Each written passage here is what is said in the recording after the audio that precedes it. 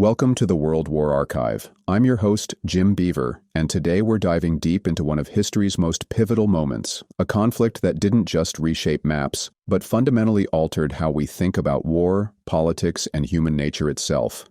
Picture this. It's August 1914, and British Foreign Secretary Sir Edward Grey stands at his window, watching the gas lamps being lit across London. He turns to a colleague and says something that would prove unnervingly prophetic. "The lamps are going out all over Europe. We shall not see them lit again in our lifetime." He was right.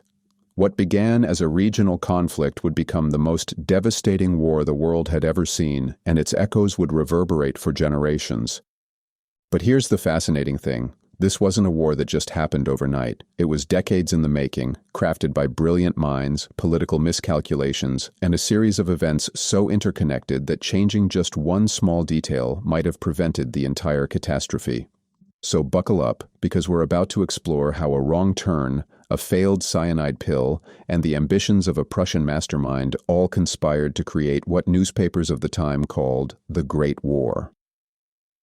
Immerse yourself in the pivotal events that shook the world with the World War Archive by Skoob, the AI-powered podcast experience that brings the sweeping dramas of World War I and World War II to life like never before.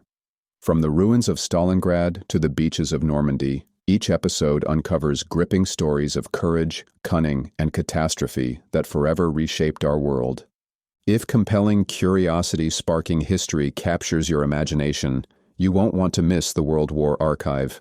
Explore the alliances, inventions, and secret missions that changed the course of history, all in short, binge-worthy episodes personalized to your interests. From battlefield strategies and unsung heroes to the political chess games behind the peace talks, Skoob makes history fast, fascinating, and unforgettable. Download Skoob from the App Store or Play Store now. Coming back to World War I, let's start our story not in 1914, but in the 1850s and 60s, with a man who would unknowingly architect the conditions that made World War I inevitable, Otto von Bismarck. Now, Bismarck is one of history's most fascinating characters, a master of political deception so skilled that he could argue passionately against everything he actually believed in, and people would thank him for it. Let me tell you about one of the most audacious political performances in history. It's 1850, and 35-year-old Bismarck is sitting in the Prussian parliament. The room is buzzing with war fever. Everyone wants to fight Austria, the big, intimidating neighbor to the south that's been keeping German states divided and weak. Prince William, the heir to the throne, is practically chomping at the bit for war. The parliament is ready to mobilize troops. The only people urging caution are King Frederick William IV and his ministers, who prefer diplomatic appeasement. Now remember, this is Bismarck we're talking about, the man who would later declare that the great questions of the time will be decided not by speeches and resolutions, but by iron and blood. He was a former soldier who lived and breathed Prussian power and had dreamed his entire career of humiliating Austria and unifying Germany under Prussian leadership. So what does he do when the moment comes to speak in Parliament? He stands up and delivers a speech that absolutely stuns everyone in the room. He warns against war without proper justification.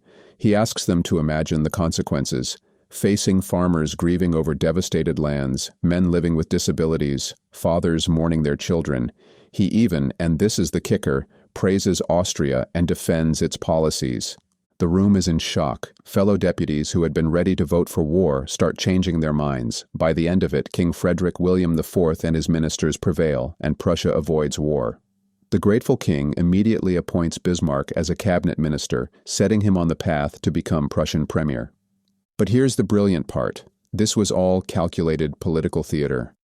Bismarck knew that Prussia's military wasn't ready.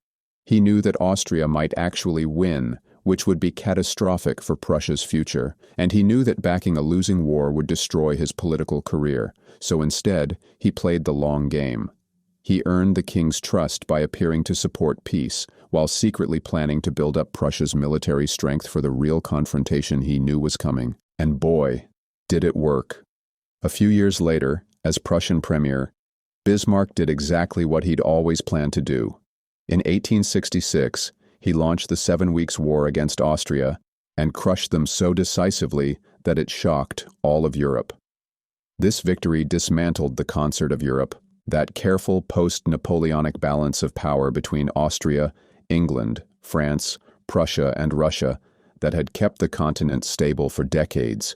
Austria, humiliated and weakened, was forced to merge with Hungary to form the Austro-Hungarian Empire just to remain relevant among the great powers.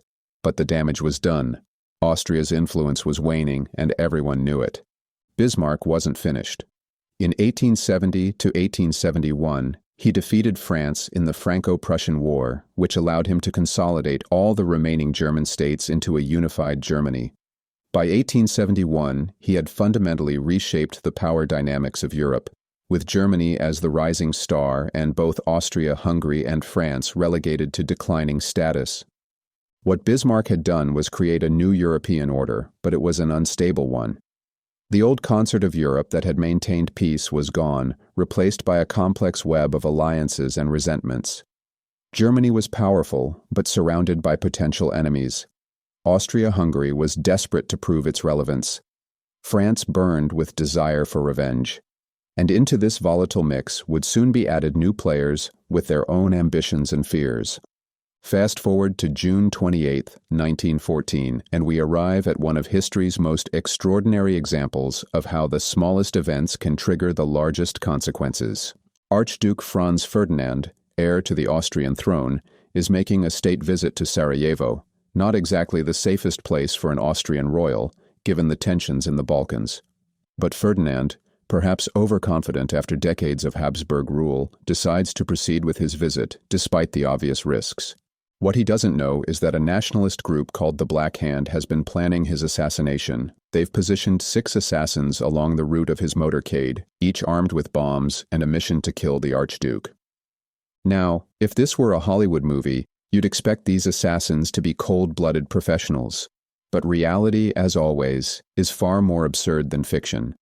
The first 2 assassins completely lose their nerve and fail to act when Ferdinand's car passes by. The third assassin decides to go for it. He throws his grenade at the Archduke's vehicle, but instead of landing in the car, the grenade bounces off and explodes under another vehicle in the procession. This assassin, realizing he's blown his cover, does what any good dramatic assassin should do. He swallows a cyanide pill and jumps into the nearby river to escape capture. Except the cyanide pill only makes him violently sick instead of killing him, and the river he jumps into is 6 inches deep. He's immediately captured by bystanders and handed over to the authorities. The remaining assassins decide discretion is the better part of valor and simply melt away into the crowd. At this point, any reasonable person would probably call it a day and head back to Vienna. But Franz Ferdinand is apparently made of sterner stuff, or perhaps more foolhardy stuff. He decides to continue with his visit as planned. Here's where fate steps in with its twisted sense of humor. Later that day, Ferdinand's motorcade takes a wrong turn. The driver, realizing his mistake, stops the car to turn around. And where does he stop? Directly in front of a cafe where Gavrilo Princip, one of the failed assassins who had given up and gone to drown his sorrows in coffee, is sitting, brooding over his failure to carry out his mission. Princip looks up from his coffee, sees the Archduke's car sitting there like a gift from the gods, walks over and fires 2 shots. Franz Ferdinand and his wife are both killed. Think about the sheer randomness of this moment. If Ferdinand had decided to end his visit after the first assassination attempt, if his driver hadn't made a wrong turn, if he had turned down a different street, if Princip had chosen a different cafe or left 5 minutes earlier, the assassination might never have happened. Political scientist Richard Lebo has pointed out that historians and political scientists often dismiss the idea that something as small as a driver's wrong turn could have such massive global consequences. We have what's called proportionality bias. We expect big causes to have big effects. But sometimes history pivots on moments so small, so seemingly insignificant, that it's almost impossible to believe. Could preventing Franz Ferdinand's assassination have prevented World War I entirely? Europe was certainly a powder keg in 1914, primed for conflict thanks to the unstable system Bismarck had created. But without this specific spark, without this particular trigger, tensions might have de-escalated. The complex web of alliances might have been renegotiated. The sweeping hostilities that engulfed the continent might never have materialized. Instead, Austria-Hungary, desperate to reassert its relevance and power in the face of declining influence, saw the assassination as the perfect excuse to crush Serbia and demonstrate Habsburg strength. The revenge attack on Serbia was, in the words of our source, a shambles, but it was enough to trigger the alliance system that Bismarck's reordering of Europe had made inevitable. One wrong turn, two shots, and the world would never be the same. As Europe descended into what newspapers were calling the Great War, an ocean away, Americans were watching in horror and fascination. The scale of the slaughter was unprecedented. 5 million soldiers dead in less than 3 years, with even more wounded. The Battle of the Somme alone saw 19,000 British soldiers killed in a single day by German machine gun fire. Russia was facing a humanitarian catastrophe with 6 million refugees, many starving. From the moment fighting erupted in 1914, there was growing pressure for the United States to enter the war. This would be historically unprecedented. American soldiers had never fought on European soil. It went against George Washington's enduring warning to avoid entangling America's peace and prosperity with European ambitions. Many Americans found the idea unfathomable. But if America were to enter the war, which side would it choose? Joining with Germany and Austria-Hungary seemed impossible. These powers were widely blamed for starting the war. Americans were outraged by reports of German atrocities against civilians, the pillaging of farms and forced labor in occupied Belgium, German Zeppelin bombings of London, and the atrocities committed by Ottoman Turkey, Germany's ally, against Christian Armenians. If America joined the conflict, it would almost certainly be with the Allies: Britain, France, Russia, Italy, and other smaller nations. There was considerable American sympathy for France, which was fighting fierce battles on its own soil. The U.S. shared profound historical and linguistic connections with Britain, strengthened by an incredibly sophisticated British propaganda campaign. This campaign was a masterpiece of information warfare. The British flooded American media with articles, interviews, and cartoons. They distributed millions of pamphlets and books and sent speakers across the country with compelling narratives of British valor and German brutality. They even strategically translated and circulated the writings of radical German militarists to alarm American audiences. Meanwhile, Germany's ability to influence American opinion was essentially destroyed at the very beginning of the war. Just after Britain declared war, a specially equipped British ship successfully severed all 5 undersea telegraph cables connecting Germany to the global network, including the United States. British control over the remaining transatlantic cables meant that virtually no negative stories about the Allies could reach American newspapers. The result was that many Americans were already choosing sides even before their government did. At least 35,000 young Americans, eager for battle, enlisted in the Canadian Armed Forces. Others joined the French Foreign Legion or served as nurses and ambulance drivers.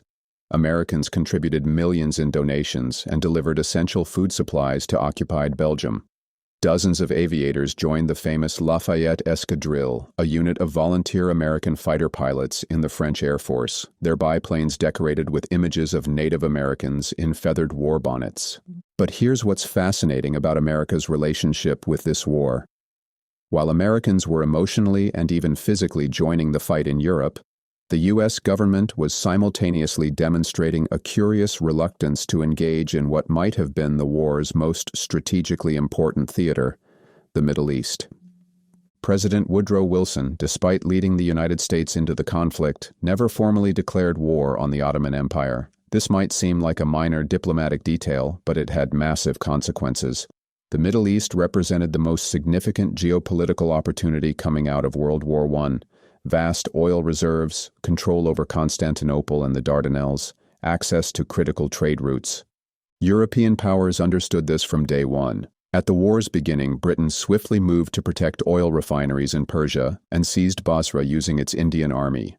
As the war progressed, British forces captured Baghdad and Mosul.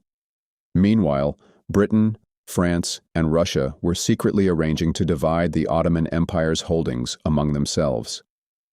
Wilson's reluctance to engage with the Ottoman Empire meant that when peace negotiations began, America wasn't legally involved in the treaties dealing with the empire's breakup. At Versailles, there were discussions about granting America a mandate to oversee former Ottoman lands, but Wilson was hesitant, expressing concern that Americans would be averse to military responsibilities in Asia. This hesitation would have profound long-term consequences. While Britain emerged from the war with League of Nations mandates to administer Mesopotamia and Palestine, effectively strengthening its sphere of influence in Persia, America missed its chance to shape one of the world's most strategically important regions. It's one of history's great what-ifs. How might the Middle East have developed differently under American rather than British and French influence? If 1914 was the year the war began, 1916 was the year it revealed its true, horrifying nature. This was when the conflict transformed from what people had imagined would be a quick, decisive campaign into a grinding war of attrition that would consume entire generations. The year 1916 is dominated by three massive battles that, collectively, redefined what warfare meant: Verdun, the Somme, and the Brusilov offensive. Each of these battles tells us something different about how this war was reshaping not just military strategy, but human civilization itself. Let's start with Verdun, which began in February and didn't end until December. Under Erich von Falkenhayn, who had replaced Moltke as German commander, the German military unleashed an assault of unprecedented scale against French defenses. They fired 26 million explosive shells, think about that number for a moment, plus 100,000 poison gas shells, and committed 75 divisions of troops to this single battle. The goal was simple: break French military morale with such overwhelming force that France would be forced to surrender. What actually happened was something much more sinister and profound. Verdun became what soldiers called the blood mill, a place where human beings were fed into the machinery of industrial warfare and ground up for essentially no strategic gain. When it was over, more than 350,000 German casualties and nearly 400,000 French soldiers were dead or wounded, and the front lines were essentially unchanged. The landscape was left desolate: burnt vegetation, shell craters, mud, and debris stretching as far as the eye could see. Verdun had proved that modern warfare wasn't about heroism or tactical brilliance. It was about which side could afford to lose more human beings. But if Verdun was horrifying for what it revealed about the nature of modern war, the Battle of the Somme was catastrophic for what it revealed about military leadership. To relieve pressure on the French at Verdun, British Field Marshal Sir Douglas Haig launched an offensive along the River Somme with a force made up predominantly of inexperienced volunteers, eager young men who had believed the propaganda about glory and quick victory. Haig was convinced he could deliver a decisive breakthrough that would shatter German defenses and break the deadlock. What actually happened was a massacre. As these fresh recruits charged across no man's land, already scarred by artillery bombardments, they faced fierce resistance from experienced German troops entrenched on high ground. Machine gun fire cut down advancing soldiers, many of whom became trapped in barbed wire. The introduction of tanks gradually shifted some momentum, but by November, when the battle was suspended, it had involved over 3 million combatants and resulted in 1 million casualties for negligible strategic benefit. The Somme stands as one of the deadliest battles in human history, and it achieved essentially nothing. Meanwhile, on the Eastern Front, the Brusilov offensive was proving that the war's capacity for destruction wasn't limited to the Western Front. Launched on June 4, 1916, as part of a coordinated Entente strategy to pressure the Central Powers simultaneously from both ends, this offensive was catastrophic for Austria-Hungary, which suffered 200,000 casualties in the initial days alone. The operation ultimately incurred around 1 million losses across both sides, but it did achieve a significant breakthrough, one of Russia's major victories during the war. More importantly, it devastated Austria-Hungary's will to continue fighting. The empire that had started this war by attacking Serbia was now so weakened that it was advocating for peace. In December 1916, Germany and Austria-Hungary made a peace proposal to the Entente. But here's the thing: it wasn't a serious offer. The proposal was intentionally vague and offered no substantive concessions. The Allies, quite reasonably, viewed it with skepticism and rejected it. Germany wasn't ready for genuine negotiation. They were just hoping to buy time and shift blame for continuing the war onto the Allies. What 1916 had demonstrated was that this war had moved beyond any rational calculation of costs and benefits. With millions dead and economies straining under the massive resource requirements, none of the warring nations were prepared to back down. The war had developed its own momentum, independent of the political objectives that had started it. The year 1916 marked the transition from war as an extension of politics, in Clausewitz's famous formulation, to war as an end in itself. The goal was no longer to achieve specific political aims, but simply to outlast the enemy in a contest of industrial and human resources. It was a new kind of warfare, and it would change everything about how humans thought about conflict, sacrifice, and the relationship between individuals and the state. World wars weren't just battles, they were turning points that tested the courage, resilience, and ingenuity of humanity on a global scale. Looking closer at these conflicts uncovers eye-opening stories of everyday people, daring leaders, and world-changing decisions that continue to echo through our lives today. If you're thinking, how did I not know this before, or find yourself hooked by stories that bring history to life, then hit like, follow, and subscribe to the World War Archive by Skoob on Spotify, Apple Podcasts, and YouTube. Now, as the war dragged on and casualties mounted, something fascinating and disturbing was happening behind the scenes. The Allied powers were making promises they couldn't possibly keep. It's one of the most cynical and short-sighted aspects of World War I, how Britain and France, desperate to win the war, committed to territorial arrangements that were not only contradictory but would create the seeds of future conflicts. Let's start with a revealing conversation between two British diplomats during the peace negotiations. Young Harold Nicolson suggests that Britain should promote self-determination for Greeks in Cyprus. Sir Eyre Crowe, head of the Foreign Office, immediately shoots this down, pointing out that such a principle would logically extend to Britain's other colonial territories: India, Egypt, Malta, Gibraltar. Crowe's message was clear: we can't apply self-determination selectively without undermining our entire empire. This exchange perfectly captures the fundamental contradiction at the heart of Allied policy. They were fighting a war ostensibly for freedom and democracy, while simultaneously maintaining vast empires built on the denial of self-determination to millions of people. But the contradictions ran much deeper than philosophical inconsistency. Throughout the war, Britain, France, and Russia engaged in secret negotiations that produced a web of conflicting commitments. In a treaty dated March 11, 1917, France obtained Russian support for its ambitions in the Rhineland in exchange for allowing Russia unchecked control over Poland. The Sykes-Picot Agreement of 1916 had Britain and France planning to divide the Ottoman Empire's Arab territories between themselves. Italy was promised control over regions with German-speaking Tyroleans and Serbian and Croatian populations in Dalmatia. Romania was promised territories where inhabitants were predominantly non-Romanian speakers. Japan was awarded China's Shantung province. Each of these agreements made sense from the perspective of winning the war, promising various groups what they wanted in exchange for their support against the Central Powers. But collectively, they created an impossible puzzle where the Allies had promised far more territory than actually existed and had made commitments to different groups that directly contradicted each other. The situation became even more complex when the political landscape began shifting in 1917. The downfall of the Tsarist regime in Russia and unsuccessful attempts by the Habsburgs to negotiate a separate peace led Britain and France to start promoting nationalism and self-determination as official war aims. On June 4, 1917, Russia's provisional government recognized an independent Poland. France declared that supporting a robust Polish state was a priority. In Britain, the Slavophile movement successfully advocated for dismantling Austria-Hungary entirely, intending to form new ethnic states. Promises were made to various Slavic and Balkan political figures to rally resistance against Germanic dominance.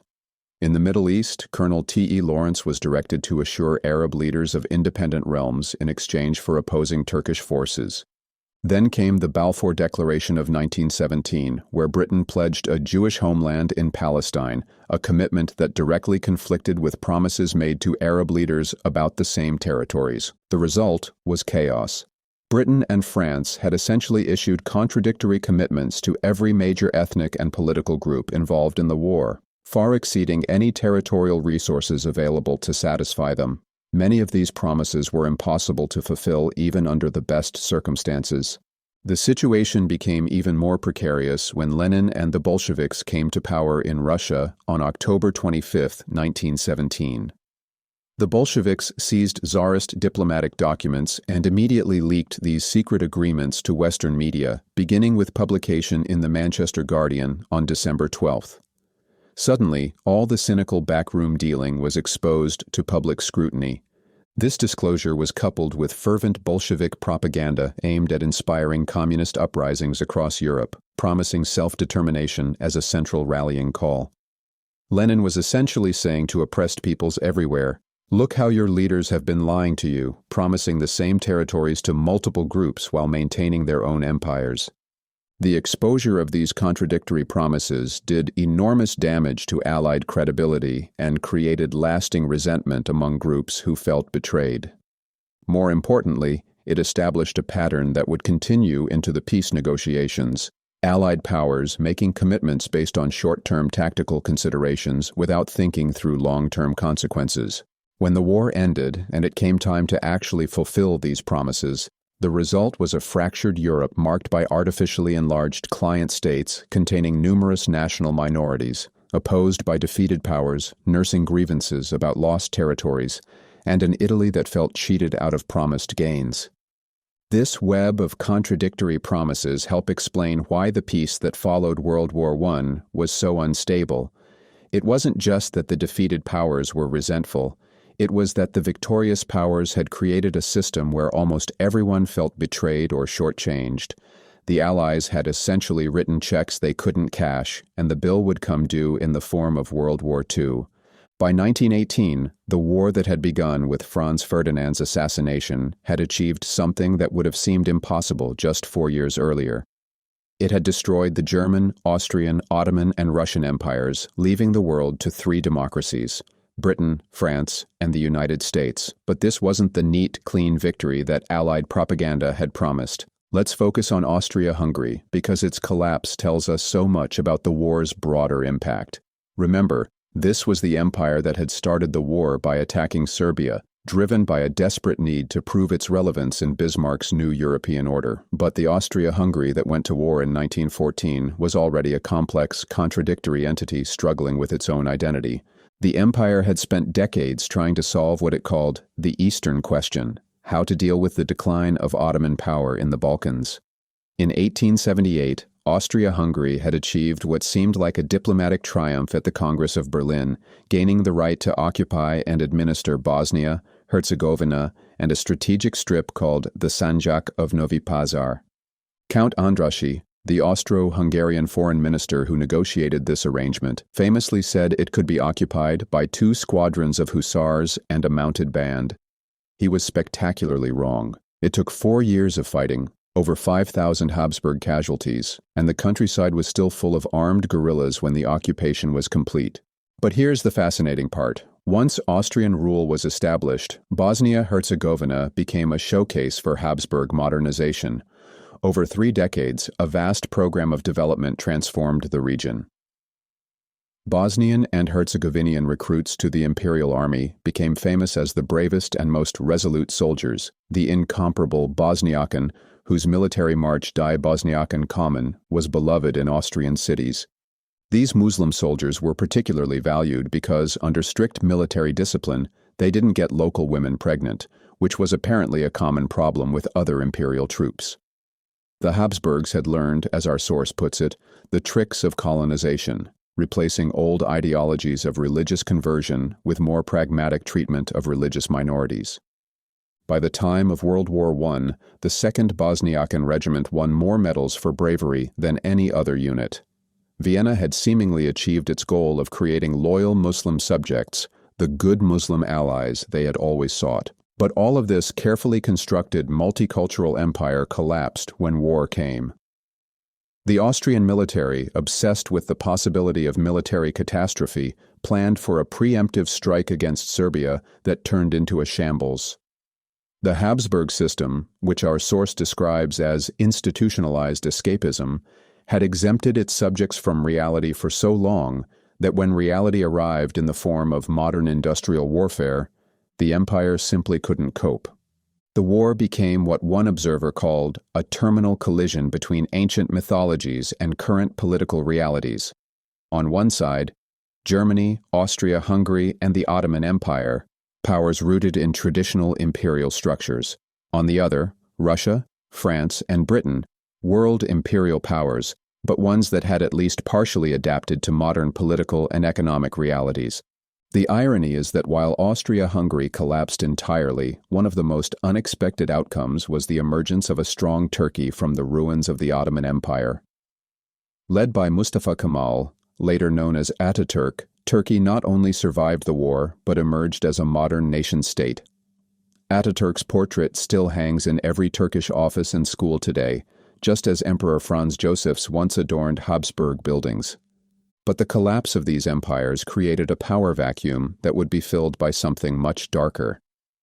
As Europe struggled to rebuild from the devastation, three competing ideologies emerged to offer different visions of the future: liberalism, conservatism, and communism. Liberals and democratic socialists called for a new order based on the self-determination of nations, embodied in Wilson's idealistic 14 points. Conservatives worked toward restoring a world governed by military might, where force dictated international relations. And Lenin's Bolsheviks urged international socialism, forming dictatorial parties aimed at triggering revolutions in industrialized capitalist nations. By 1919, none of these camps had achieved complete success. Lenin's campaign was confined within Russian borders as alliances of liberals and conservatives suppressed Soviet regimes in cities like Budapest and Munich. Wilson's objectives were ostensibly institutionalized through the peace treaties, but these were heavily influenced by great power politics and complex ethnic disputes, creating a fractured Europe with victorious powers, artificially enlarged client states, defeated powers, and a discontented Italy. This inconclusive outcome created space for a fourth ideology: fascism. Fascists presented themselves as the solution to Europe's fragmented landscape. They borrowed from conservatism the goal of resolving territorial disputes through the triumph of powerful states, but their definition of strength included not just military power, but the unity and fervor of a nation's people. Take Italo Balbo, a young Italian veteran who returned from war filled with resentment toward politicians he accused of betraying soldiers' ideals. Balbo wanted to destroy and rebuild from scratch, free from what he saw as corrupt leadership. In 1921, he found his opportunity as secretary of the Ferrara Fascio, setting him on a path toward becoming a prominent figure close to Mussolini. Fascists aimed to resolve class struggles by integrating the working class into national identity, using persuasion when possible but force when necessary, while eliminating those deemed alien or impure. Unlike other ideologies focused on peacekeeping, fascists anticipated inevitable war as a natural selection process where unified master races would govern, while divided societies would be subordinated. The war that had begun with competing empires had ended with competing ideologies, but the underlying problems, resentment, economic instability, territorial disputes, ethnic tensions, remained unresolved. The stage was set for an even more devastating conflict. As we reach the end of our journey through the Great War, we need to confront a sobering reality. This war didn't really end in 1918. Some historians argue that World War I didn't truly conclude until 1945 or even 1989. The forces unleashed in August 1914 continued to shape global events for the rest of the 20th century and beyond. The Treaty of Versailles, designed to prevent future conflicts by allowing ethnic groups to govern their own lands, actually created new instabilities from the Baltic to the Balkans. The redrawing of borders based on ethnic nationalism sounds reasonable in theory, but in practice, it created states with large minorities who felt oppressed and majorities who felt threatened.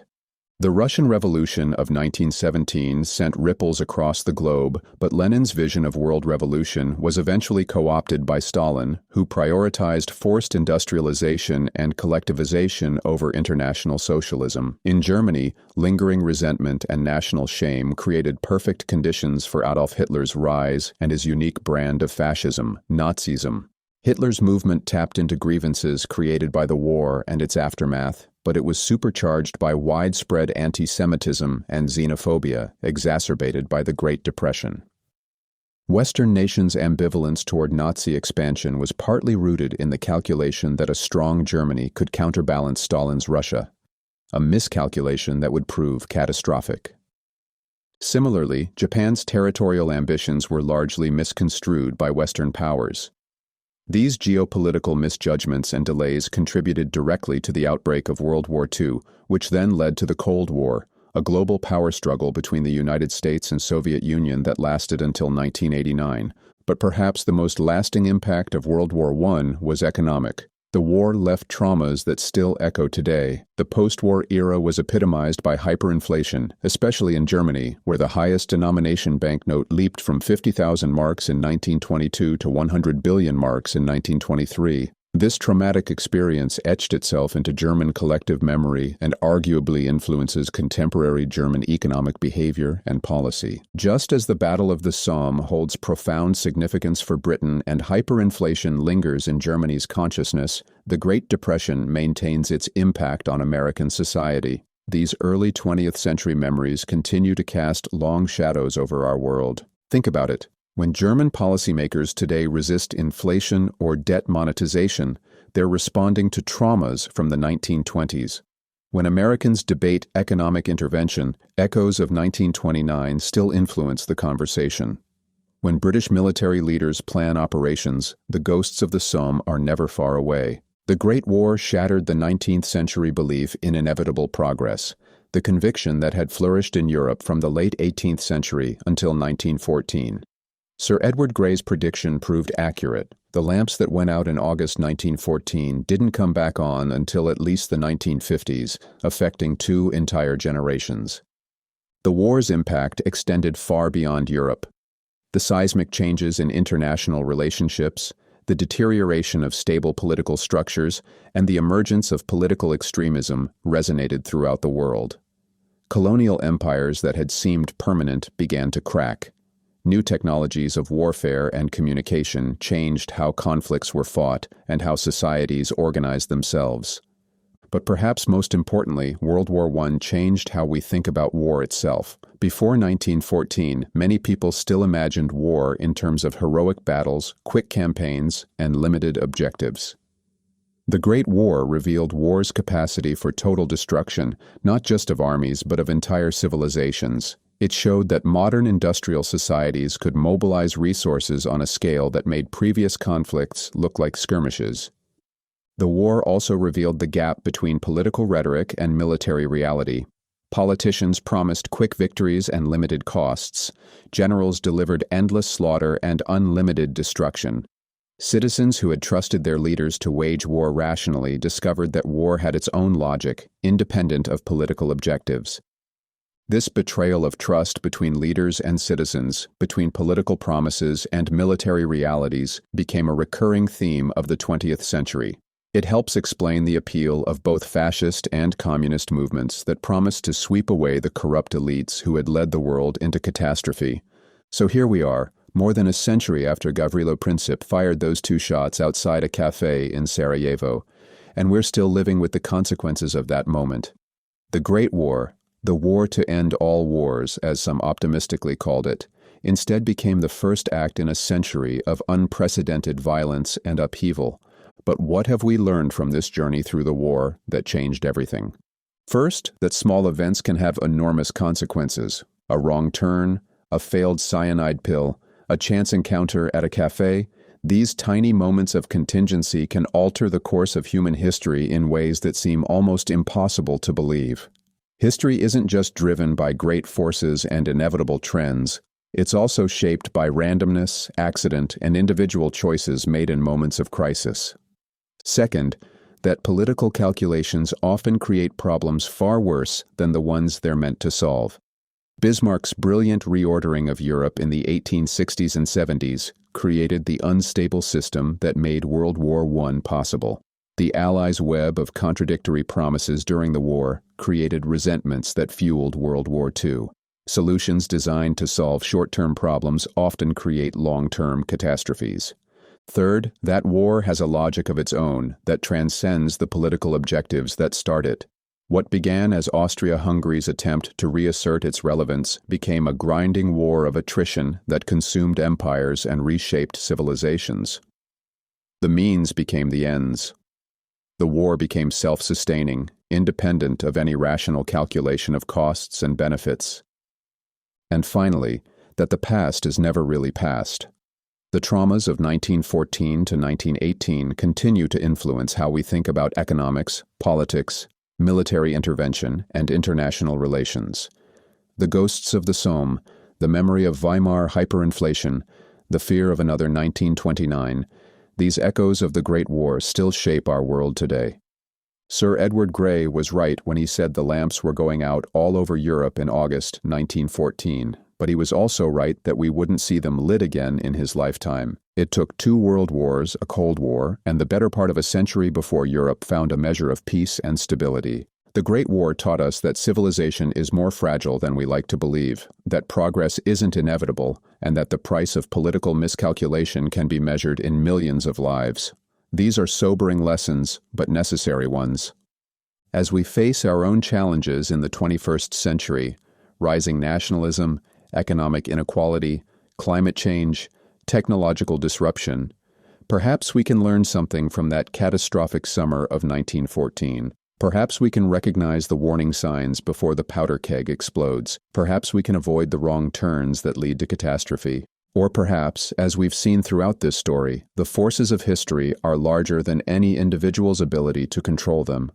Perhaps all we can do is try to understand how we got here, and hope that understanding might help us make better choices about where we're going. I'm your host, Jim Beaver, and this has been the World War Archive. Thank you for joining me as we revisited the turning points, heroics, and hard lessons of the World Wars, stories that continue to shape our world today. If this episode sparked your interest, gave you a new perspective, or left you with questions about our shared past, be sure to like, follow, and subscribe on your favorite podcast platform.